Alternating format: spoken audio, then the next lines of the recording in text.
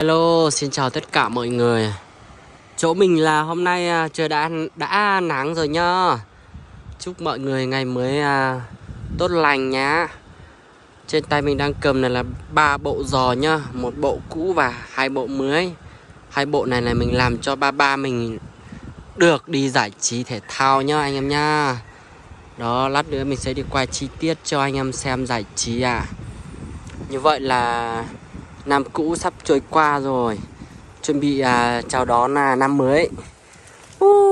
Thời tiết rất đẹp hôm nay, nắng rồi anh em ạ.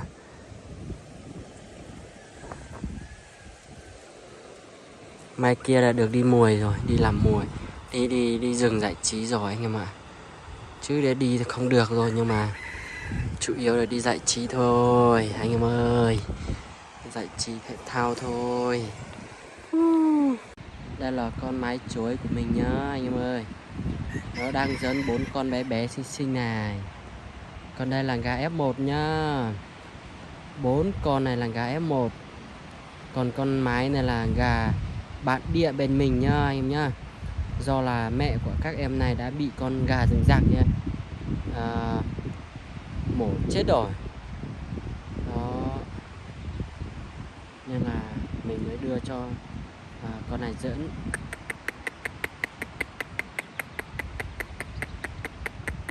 Chết đẹp nhá. Đó. Mẹ là mái chối, bố là mã vàng nha. Hello mọi người. Đó, như vậy là cái bộ mình đang cầm này ấy là như này nhá mọi người nhá. Đây, mình sẽ để dưới đất này.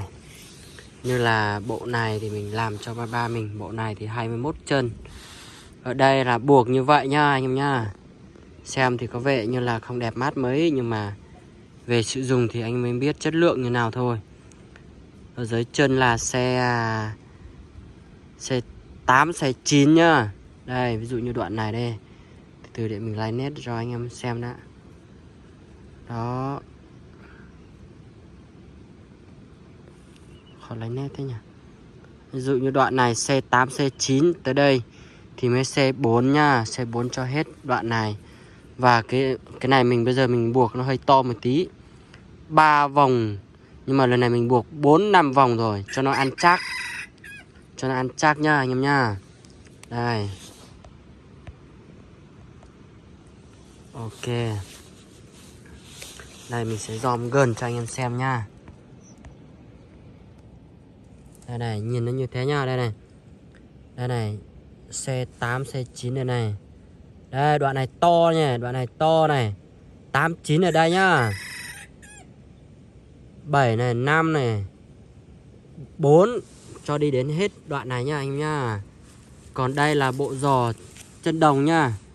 Bộ giò chân đồng của người anh em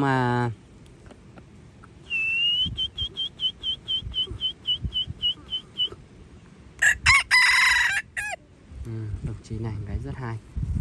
Đây là bộ giò chân đồng của người anh em kỷ niệm cho mình nhá. Ví dụ như cái loại chân đồng này thì mình sẽ để vào đây.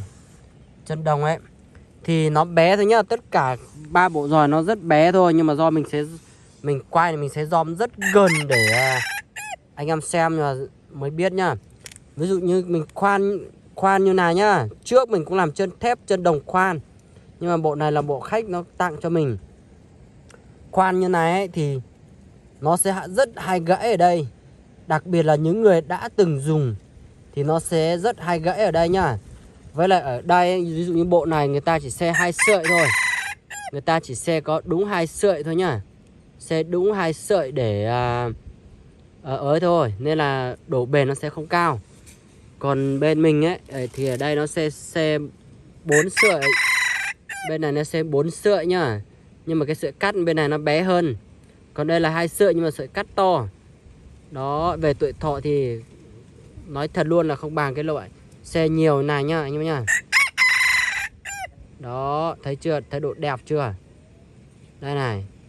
Đó, tiền nào của đấy nhá. Anh em thích chân đồng ấy thì chỉ có khoan chân như vậy thôi. Và phải đặt tiền thì mới có nhá. Còn cái này thì hiện tại thì cũng hết hàng rồi. Cái này hiện tại cũng hết hàng rồi. Chỉ còn là mấy bộ thôi. Trước làm được có 50 mấy bộ, 65 bộ. Nhưng mà hiện tại thì đang hết hàng rồi. Hôm nay mới làm được 2 bộ thôi nhá. Anh Minh ơi, vào mùa rồi. Ok.